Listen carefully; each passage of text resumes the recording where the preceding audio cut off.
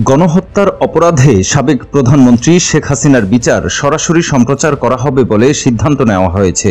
প্রথমে কোটা সংস্কার আন্দোলন ও পরে বৈষম্য বিরোধী আন্দোলন ঘিরে জুলাই মাসে সংঘটিত গণহত্যায় সাবেক প্রধানমন্ত্রী শেখ হাসিনার বিচার টেলিভিশনে সরাসরি সম্প্রচার করা হবে। সম্প্রতি উচ্চ পর্যায়ের এক বৈঠকে এই সিদ্ধান্ত নেওয়া হয়েছে। আন্তর্জাতিক অপরাধ ট্রাইব্যুনালের চিফ প্রসিকিউটর তাজুল ইসলাম এই বিষয়টি নিশ্চিত করেছেন। তিনি বলেন, বিচার স্বচ্ছতার জন্য সব করবে সরকার।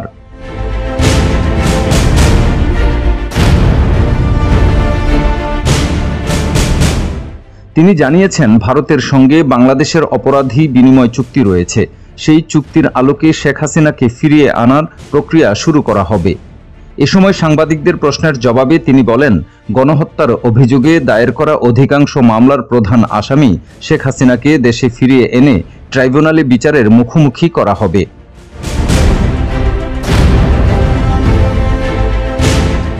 আরেক প্রশ্নের জবাবে তিনি বলেন, গণহত্যার এভিডেন্স নষ্ট হওয়ার আগেই সংরক্ষণ করা বড় চ্যালেঞ্জ।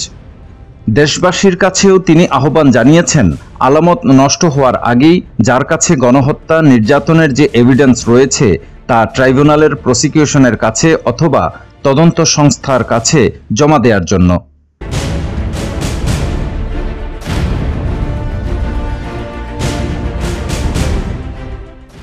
তিনি আরও বলেন, তদন্তকালে আসামিদের গ্রেফতারের আবেদন করবে প্রসিকিউটর টিম।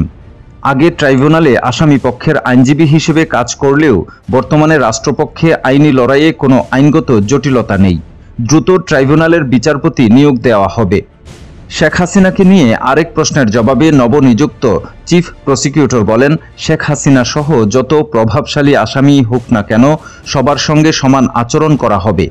কারো প্রতি যেমন জুলুম করা হবে না, তেমনি কাউকে ছাড়ও দেওয়া হবে না।